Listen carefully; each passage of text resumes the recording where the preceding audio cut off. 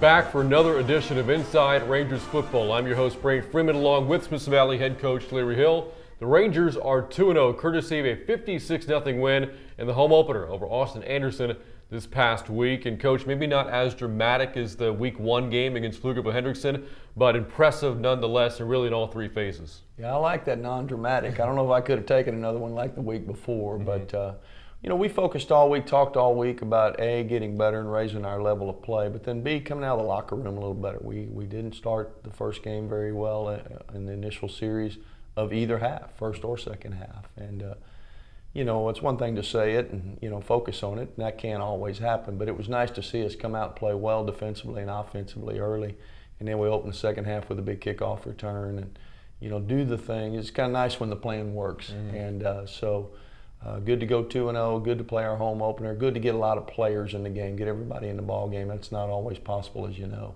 In what areas did you see the most improvement following your game in Week 1? Thought we established a tailback running game, a little downhill running game. We made that a priority, made that a focus. To get that going was good. Thought we were efficient in the passing game. And then, plus 2 in turnovers, had the 3 interceptions. And that creates momentum, it creates excitement, but it also creates short fields for your offense. So it was all flowing there nice in the first and second quarter. You mentioned the running game. You ran for 275 yards on Friday, and you averaged over 8 yards per running play. What made your running game so effective on Friday? Well, it always starts up front. I thought our line controlled their defensive line pretty well. I thought Dorzell Hunter at tight end was a real factor in some of our power game. And then I thought our 2 running backs, really created a little physical downhill toughness presence, and that just opened up a lot of other things. We're able then to get on the perimeter and able to throw the ball better. Now, defensively, of course, you posted the shutout. You held the Trojans to only 120 yards of total offense. And again, the week prior, Anderson had put up points and yards in their game against Austin McCallum, so this was a good offense going into the game. And you forced the 3 turnovers. So who are some of the standouts for you defensively? Well, obviously we had 3 interceptions, including one for a touchdown with Ethan Sill. So I thought our coverage was good, and that allowed our front to pressure the quarterback and hurry him into some good throws. Took away the initial reads, and then he had to hold it a little longer to try to find that second and third option. And then by then I thought our pressure was good. So I thought our linebackers played well, particularly on some of their midline run games. Stayed at home good. And so, I don't know that I'd single a player out. I just thought it was a good, solid, all-around defensive effort. I want to highlight something that you brought up earlier. I go back to Week 1, and the game against Hendrickson was so tight, you didn't get the chance to really go deep into the roster. But on Friday, because the game was out of hand in your favor, you're able to play second, third, and fourth team players. Just how valuable was that experience for them? Well, number one, it's good for those players. They work as hard as anyone. They put in the time year-round, not just during the week. And to be able to reward that is outstanding. It's a team game, and you want all the team to feel good about what they're doing. Secondly, those guys are going to play bigger roles perhaps down the road with injuries or another year's passage of time or whenever their time is up. And every time they can go out there, they're going to be a little bit better and a little bit better and a little bit better. And so, it's good on a lot of fronts. Well, again, the Rangers are 2-0, courtesy of that win over the Trojans this past Friday. Plenty of big plays for Smith Valley. Let's take you inside the film room and show you some of the plays of the week. Let's take a look. Our first play of the week is an offensive touchdown. Touchdown to be scored by freshman running back Darlington Frosch. As you can see with the circle around him, he's going to circle left end and run in this alley that you see the arrows indicate. As the play unfolds, we'll focus on 3 different blocks. The first is a junior offensive tackle, Logan Smith, there on the right. He's climbing up on the linebacker, and then the next block to the left is our senior tight end, Dorzell Hunter. As they come up, you can see those 2 blocks along with Trayvon Merrick on the far left. 3 great blocks, makes a big hole for Darlington to get into, scores untouched around the left end. From the end zone, you get an even better look. Again, there's a snap, the pitch out. There's Logan's block right there on the outside linebacker. Dorzell Hunter right there on the first circle, and up top is Trayvon. Their blocks have already occurred, and Darlington scores untouched early in the first quarter. Our next big play is a defensive touchdown. Scoring in any non-offensive touchdown is always big. We'll focus on junior safety Ethan Sill. As the play unfolds, you can see the quick game throw. The ball is tipped right as Ethan picks it off right there. Gets a little bit of a brush block from Trayvon Merrick. Also going to pick one up from junior linebacker Will Gibbons. And then the final block, C.J. Keeler knocks a man down in the end zone for an on-offensive touchdown, which is always exciting. The end zone view picks the play up late. You can see some of those blocks occurring, and Ethan just gets inside the pylon, avoids the last tackler for a defensive touchdown that really allows us to put some distance between us and them in the second quarter. Our last big play is a special teams touchdown, another non-offensive touchdown. Michael Hilston, senior kick returner, is going to be the recipient of all these blocks. You can see the wall to the inside we've created. We have 3 or 4 blocks on the outside, and Mike's just going to run through the chute almost untouched. Then we'll focus on one final block. Junior Devin Moorhead, making his debut on the special teams, gets just enough of a shove on the kicker right there to allow Michael to get past him and score. 100-yard kick return from Michael Hilston. End zone view, first play of the second half. There's Michael there on the right. Ball's coming to him. We actually mishandle the kick. You can see it's kind of a spinning top. He bats it down with his right hand, picks it up, and there's those blocks. There's that chute that we're talking about that he's going to get in. Nick Aiken, number 20, just to the right of the chute, provides enough of a block to get him in the hole. There's Devin's block taking place on the kicker. And Mike makes one final cut to run away from him. And anytime, as I said, you can score in a kicking game, it generates a lot of excitement. And those are our plays of the week. Coach, I want to highlight one of those plays, and that's the kickoff return for the touchdown by Michael Hilston. And you and I spoke last week about how Trayvon Merrick Woodard, how many kickoffs did he see this year? And you know, our assumption is that a lot of teams are going to kick the ball away from him, so somebody else has to make a play. He made one. He did. You know, it was kind of a knuckleball kick. He had to stick his right hand up there and kind of knock it down and then pick it up on a hop. And Michael's a talented player. Of course, he'd be the first to tell you. He was, as you saw, the recipient of some great blocks there, and he just hit the chute full speed and took it to the house. Well, again, Smith Valley is 2-0. The Rangers aiming for a 3-0 start this Friday, and we'll preview that game coming up in just a bit. After the break, we have this week's Senior Moments. Back with more of Inside Ranger Football. Here we go. Tie ball game with just 2 seconds left on the clock, and the Rangers are looking to score. Here's a snap. Bayless, who is wide open down the near sideline.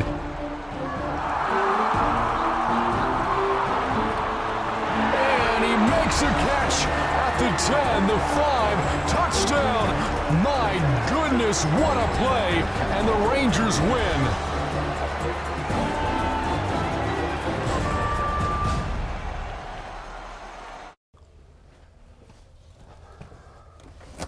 So this is it, huh? Yep, this is where it all starts and finishes.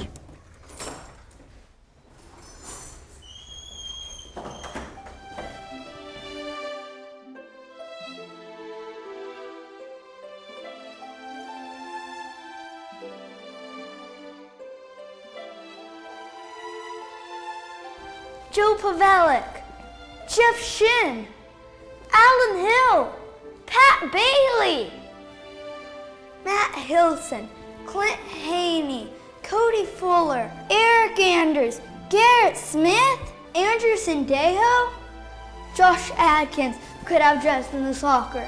We got work to do, kid.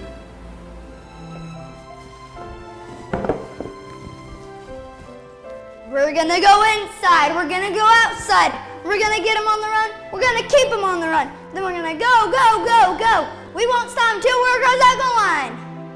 This is a team they say is good. Well, I think we're better than them. So what do you say, man? Let me give it a try. Making videos is not easy. It's confusing and it's hard work. Well, I'm here to tell you, when your back's against the wall, call Wick Productions. It's who we use for Game Night Scoreboard production and the Rangers Network. Amazing, Coach. Another perfectly executed shameless plug.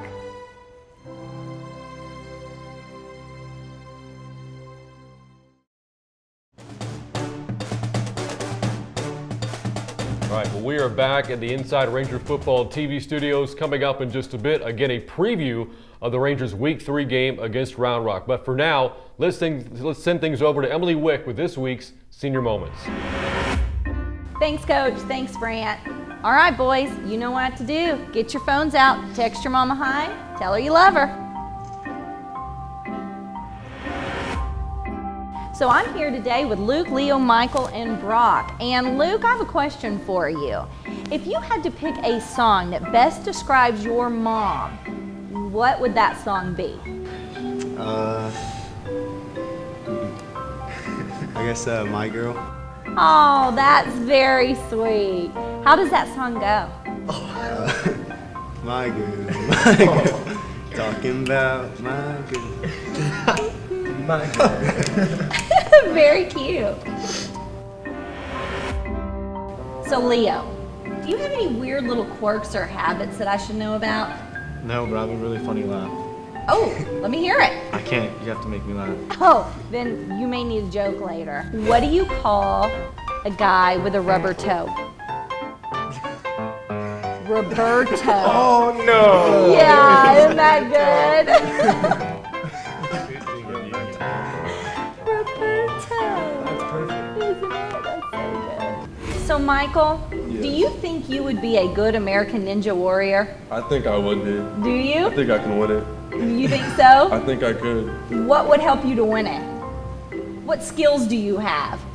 I got plenty of skills. Do you? I think I can do it. I can win it. Your length.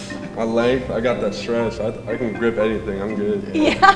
So if you could be an animal for American Ninja Warrior, what animal do you think you would be? I would be a monkey. You know how fast they climb trees and swing across, like, what's it? Vines. Yeah. Swing across vines. I'd be a monkey. They would win it. I think they would. They would. Yeah. So Brock, if you could be any kind of dog and have the job of that dog, so think about that. There's a lot of working dogs out there. What dog would you be? I think I'd be a German Shepherd A German Shepherd. and work in the police force. This is true. They do. That is a good one. Yeah. I think I'd be a sled dog. Sled dog. Yeah, I could just run all day. Snow. Yeah. They always look like they're like laughing. All of them. They're, ah! Yeah, they're just having a good time. Anybody else? I'd be a Rhodesian Ridgeback. They hunt lions. Oh, well, that's a whole thing. So Luke, tell me a joke. Why'd the Scarecrow win an award? I don't know. Because he's outstanding in his field. That's pretty good. So Brock, I hear that you work at the YMCA. I do, yes. Can you sing us the song? Yeah, I'll sing a song. All right. Y'all have to come with me or sing along, all right? All right, we're gonna say, we start off with It's Fun to Stay at the YMCA. Ready? All right. 1, 2, 3. It's fun to stay at the YMCA. Wait, what is it? All right. Perfect. Pretty good. Hey Luke, have you ever played the game of telephone? Yeah. Why don't you start it down there? Tell Leo a secret and see if I get it.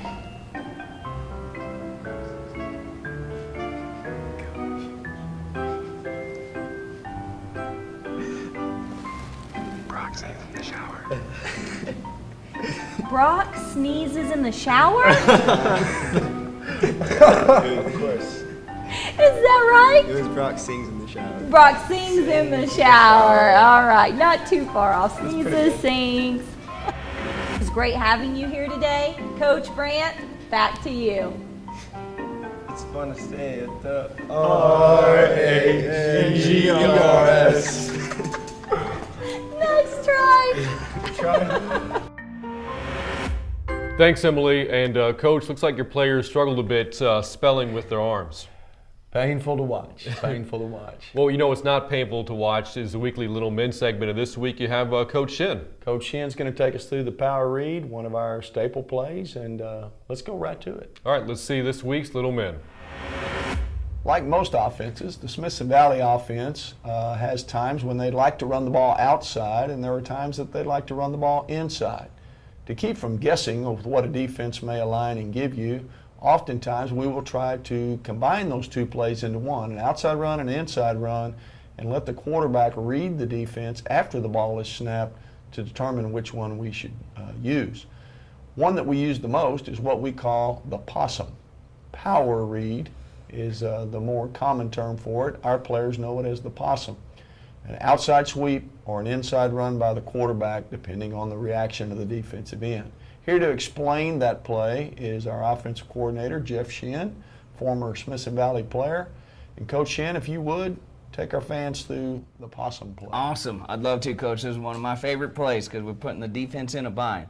But what we're trying to do, like Coach said, is we are trying to give the defense they have to defend our sweep and they have to defend inside. Well, how do we decide? We're going to read the play side in man on the line of scrimmage. So, quarterback, we're going to start motion. We don't have to, but let's say we're going to take a slot in motion. He's coming, and with an exchange with the quarterback's eyes are going to be on the defensive end. Okay, again, we have a sweep and we have an inside run. If the defensive end is up the field to tackle the sweep, the quarterback will pull the ball and run it inside. If the defensive end blocks or goes down with the block down, we're going to give the sweep with two lead blockers. We will block the first defender at the linebacker level with one back, and then we will go to the box to the safety with the other back. We have a big block. You know, wide receivers, we got to work hard on blocking, and we do a good job of it. Little pitch for the receivers there. And we will get on the sweep hash number sideline, and we are trying to get to the edge. So basically, what we get, whatever the defense does, they're wrong, is our plan on the power read. Let's go to some game tape and watch the possum in action. All right, here we are running our power read or possum play, reading the defensive end with a sweep. The defense has got to defend the sweep or the inside run of the quarterback. Here, the read gives us a sweep, so the quarterback gives it. We have two blockers out in front. There's one block, two blocks. Now we're down the sideline.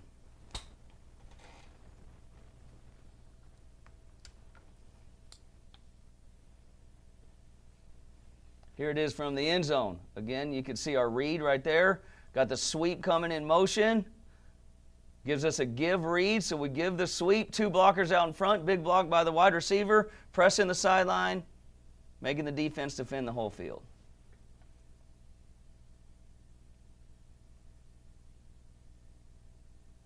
Here it is again, running the power read, a little bit different look. There's the man that we're reading, the end man on the line of scrimmage. Okay, we've got the sweep to the right or the quarterback run inside. Our read key is up the field taking the sweep away, so our quarterback disengages with the ball and follows the big O lineman in for a touchdown.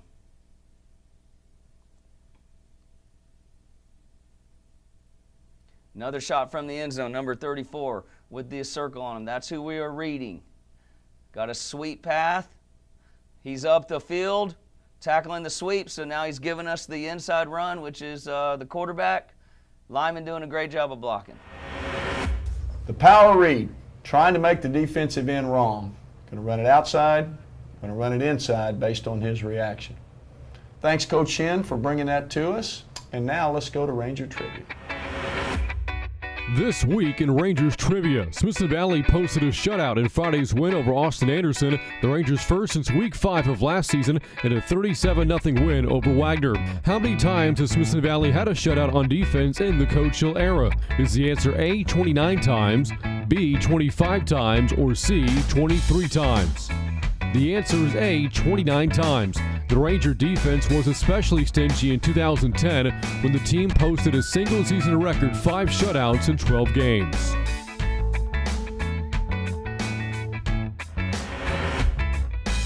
That again this week's Rangers Trivia. Coming up after the break, a preview of Friday's game against Round Rock. That's coming up next on Inside Rangers Football.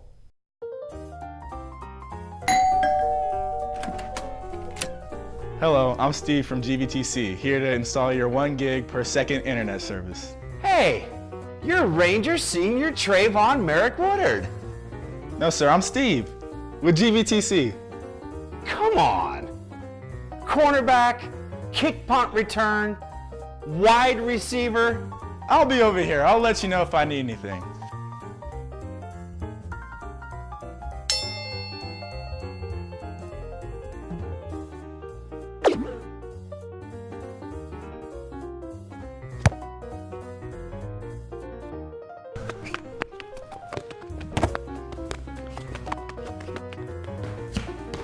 Just came in to set up your Wi-Fi. Thanks, Steve. All right. Well, coming up in week 3, Smithson Valley taking on Round Rock the Dragons. This is the Rangers' final non-district test of the season. Round Rock a year ago won 10 games, a region finalist. This year, though, off to an 0-2 start, but against some tough competition. So far, Round Rock has played Clemens and Temple. And Coach, as I said, a year ago, Round Rock very good. They've been pretty good over the past several years, so we know they typically have a lot of talent. The 0-2 record not really indicative of who they are. No, it isn't. We know how good and explosive Clemens Buffaloes are. As we bump heads with them every year, and of course, Temple, I believe, ranked number 3 in the state and is winning handily most weeks. And Round Rock is their start is very similar. Had a real close game with Clemens a year ago. Won it last year, barely lost it this year. Lost to a really talented Temple team that went to the finals. So they're not backing into their non-district schedule. They're playing some really good folks. They were a quarterfinalist team a year ago, as you said. A little bit like us, lost a lot of players, young team, kind of feeling their way around, kind of like we are. And it'll be one of the ultimate tests of our season. They are very sound. They're very well coached. They're not terribly flashy, don't want to be. This is how we line up, see if you can do anything about it. This is what we run, see if you can stop it. You're going to have to out-execute them. You're not going to outthink them, or in some way are they going to be deficient. So it's a challenging game for us. I recall the game a year ago. Round Rock had a really good dual threat quarterback in Mark Reed, but he was a senior, so the Dragons are working at a new quarterback this year. The passing game has struggled so far, but the running game has been much more efficient. Malik Pena has been the most dependable tailback 2 games into the season. What do you expect to see from Round Rock's offense? I think they're going to run the football. I think they will take the quick game and the underneath game as it's allowed. If you give it to them to stack in there and stop the run, then they'll take what's there. They're very well coached, do a nice job with their hard count cadence. They do a good job with their quick screen game, but ultimately it's going to come down, they're going to run it right at you.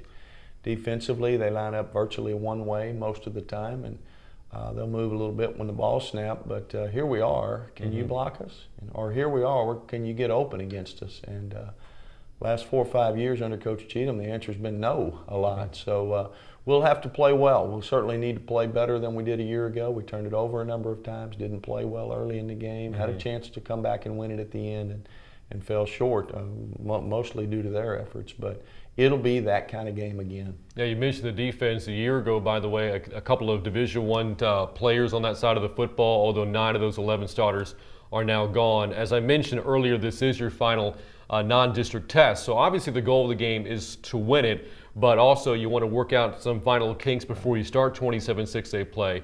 In that regard, just how important is this game on Friday? Well, it is important. First of all, it's a game. You only get 10 of these. You work year-round for it, so it requires your best. But as you mentioned, a top caliber opponent, so that's going to require your best, and it is your final tune-up before you start playing games that count. And so we want to look good. We want to win. We want to sharpen up some areas. We want to stay healthy. You just want to keep pushing it forward a little bit, and I think we'll need to do that this week. And finally, Coach, what are the keys can you give us heading into the game on Friday? We need to take care of the football. A year ago, as I mentioned, we didn't up there, and it hurt us. And we need to play well early, I think, particularly defensively, and don't let them just continue to hold the ball and hold the ball and hold the ball as they work it down the field. And then when it's time to make those difference-making plays, whether it be an interception, a big kicking game play, or maybe an explosive run or pass, we're going to have our fair share of them, because you're not going to get them all the time against those guys. Well, Coach, good luck on Friday. All right, thank you, Brant. Again, Smithson Valley will take on Round Rock this Friday at Ranger Stadium. It is a 7:30 kickoff at Ranger Stadium, and we'll have live coverage here for you on RangersNetwork.com starting at 7:15. For Coach Hill, I'm Brant Freeman. This has been Inside Rangers Football. Thanks for watching, and we'll catch up with you again next week.